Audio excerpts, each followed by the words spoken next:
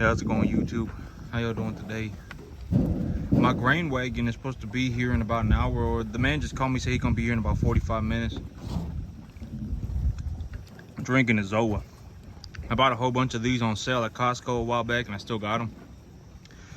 And man, filling a grain wagon. Okay, so filling a grain wagon with feed, it'll save me about I'll pay about, if I bought feed in bags, I pay about anywhere from 400 to 500 a ton, depending on what I'm buying. But if I fill a grain wagon, or if I fill a feed bin, depending on what I buy, I'd be paying about $240 to $332 a ton. So if I bought straight commodity corn, I'd be paying about $240 a ton, maybe $230 a ton. That probably will go a little bit lower here in the fall when but feed prices, they're always changing depending on how harvests are and stuff like that. The price of the feed is always changing. So as of today, if I were to buy a grain wagon full of corn, I'd be paying about $240 a ton. If I was gonna buy something like this cookie meal, a complete ration, so a feed that I can just give to these animals free choice. Oh man, look at this guy! I just realized he's bloating. I got another animal over in the back that's bloating too. But I tried to bump these animals' feet up by 25 pounds, and I've been doing that for a few days, and I've already seen 2 animals bloating this morning. But yeah, I mean, this grain stuff got to be very careful with it. These cattle, if they eat too much grain, they'll explode, especially when it's hot outside. If it's 105 degrees outside, full sunshine, and these animals are bloating, they will explode like a gas bubble. They will pop like a bubble, and then they'll drop dead. But it's been extremely hot here. But I mean, you can tell that it's real bad back there. The weeds aren't even growing. It's that bad. I mean, it's been a record-breaking temperatures this summer. Yep. But if I buy feed by the wagon full, if I buy feed by the bin full, I've done the math on it. I've ran the numbers on it to make sure to see what I could do with this grain wagon to make it make sense for my business. So I paid $1,700 for this grain wagon. That includes delivery. I paid $1,700 for it, and if I buy 10 tons of feed, and if I put it in a grain wagon, if I get it for $40 cheaper per every 10 tons that I get, I will save $400. I'll save about $400 for every 10 tons that I get. So if I get 16 tons of feed, if I get 17 tons of feed, this grain wagon has paid for itself. I've actually made money. I've saved money, but in a way I've made money. So when I buy 17 tons of grain, I will have saved enough money to cover the cost of the grain wagon. So the grain wagon cost me $1,700 after delivery, and I save $40 a ton, about $45 a ton actually. When I buy a truckload to dump in the grain wagon, I save about $45 a ton. And about 5 tons of grain will last me about a month. Grain is also tax deductible, so when I include all things together, I will be spending, it'll cost me about $1,000 a month to feed about 60 animals. So if I wanted to feed 60, okay, so right now the average weight of my herd is pretty high. It's definitely over 500 pounds. These animals, this is about what a 400-pound animal looks like right here. You know, this is about what a 400-pound animal looks like. She may be a little bit under, maybe about 375 or so. But these animals are definitely over 500 pounds in terms of average weight. They may be even getting closer to that 6-7 weight area. Except for he's just real small. But yeah, but some of these animals are real small. I bought a lot of these animals back in all of these animals were purchased in about September, October, about September and October of last year. So these animals have been here for about 9-10 months. The majority of these animals have been here for about 9-10 months. And a lot of these animals are about a year old. Some of these animals, maybe they're 9 months old, 10 months old, but some of these animals are 12, 13, maybe even 14 months old. I may even have a 2-3 animals here that are 14 months old as of right now. But a majority of these animals are gonna be about a year old as of today. As of right now, these animals are about a year old, so they're borderline yearlings. I actually want to go and take a look at the back. I ain't walked back there in a good while. But I want to go back there and take a look to see if my grass is growing. But a lot of these animals are about a year old. This animal right here, I got him back in I got him back in September. But when I got him, this is a little guy right here, and when I got him, he was practically just 6 weeks old, and his mama had died. His mama had died. The farmer just found the calf walking around by itself, and they found the dead mama cow out in the field. So yep, that's how I got him. But he was 6 weeks old when I got him, and that was about 9 months ago. So he's almost a year old. But yep, I don't even hardly have any weeds growing back here right now because it's just been so hot. It's just dirt. Yeah, everything that's coming up is hardly grown at all. You see that? I mean, it's grown maybe an inch of biomass, and it's rained 3 inches. You know, I've actually got about 2.5, 3 inches of rain here this month, and nothing's growing. Even with the water, nothing is growing because it's just too hot. It's been like a record-breaking summer or something like that is what people have been saying on the news, and it's just way too hot. But it's okay. I got my bulk feed squared away, and the bulk feed, it's in my best interest to buy it because I can write it off on my taxes.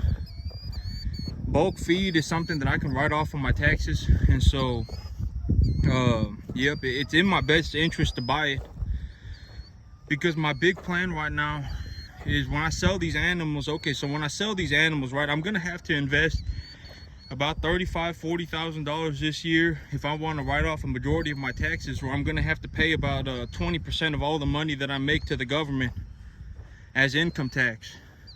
So either I invest 35-40 grand, or I send the government 20% of my money. And so you know, I get to make the choice. But yeah, there's nothing back here. I'm already on the field, and there's nothing back here. It's literally, it's just been so dry. Yeah, there ain't nothing back here. It ain't even worth it for me to just go walking. It's been so dry. Yeah, there's nothing back here. But yeah, it's unfortunate, but it is what it is. What am I gonna do, right? Make it cold outside? It's fine. I got bulk feed coming in. and I can write that off of my taxes, and from now on, in all honesty, I probably will, even if I do grow grass here, which I will, because growing grass here is one of my big advantages. When people look at a feed yard and they go, oh my god, this feed yard, they got, you know, they can buy corn for 20% cheaper, you know, like someone like me, the average guy, may pay $2.30 a ton for corn. These feed yards, they may pay $1.90. But in all honesty, that $50 difference in the price of corn is not what's going to make or break my business, right? It's not like, oh my god, if I had $190 ton corn, my business would be solved and everything would be good. The $50 a ton for corn, it ain't really going to make or break me. I know that these big feed yards, you know, $50 a ton of corn is very, very, very, very important because they go through so much of it. But me, honestly, the big thing that makes me money is grass. Because, you know, I think, you know, even feed yards have to buy hay, right? Even a feed yard has to buy hay. And if a feed yard buys hay, they may pay, you know, right now, maybe about $100 a ton. But for me, I pay about I pay about probably about $20 a ton for hay, for good grass, and it's very top quality grass. If I put $20, if I spend $20 a ton, if I invest $20 a ton, I can grow some of the highest quality grass. I mean possibly just some of the highest quality grass, like in just the general sense of things. If I paid about $20 a ton, I can grow some of the highest quality grass probably on the planet, as long as the weather is decent. And so that's where I make my money, is the grass. If I grow grass, you know, I can feed these animals for practically nothing, and then I feed them a complete ration on top of that. And I write the complete ration, I write the cost of the ration off of my taxes. The government sends me a check every year. Bada bing, bada boom. I'm making money. If the cattle market starts falling, I can call I looked into the CME Globex platform, and so the CME, essentially the stock market that trades cattle, live cattle futures, or feeder cattle futures, excuse me, is called the CME Globex. And from my understanding, I looked into it. I was looking to see if I could open up an account on the CME Globex platform, so that if in a worst case scenario, if I felt like it was necessary, I could short the cattle market, or buy a put option on the stock market, or excuse me, on the feeder cattle market. It's not gonna, I don't know if it's a short or if it's a put option. I don't know exactly what's going on with the CME Globex platform, but I could buy a put option on the feeder cattle futures if I needed to, if I felt like it was if it was worth the investment. I could do it. But the thing is, when I looked into the CME Globex platform and I looked into opening an account on it, they told me to contact a broker, and so I don't know what's going on with that. But yep, I'm pretty sure if I call someone to set up an LRP, a livestock risk protection, it's probably the best way to do it. There ain't any way, there ain't any reason for me to reinvent the wheel. A lot of these cattlemen, these big time cattle operators, they just purchase LRPs, and from my understanding, the LRP is also government subsidized. So I don't hardly, you know, they probably cover about 65% of the cost for that LRP. But if I was looking to short the cattle market, or if I was looking to put a put option on the cattle market, on the feeder cattle market through the CME Globex platform, I'd probably have to call the LRP management people.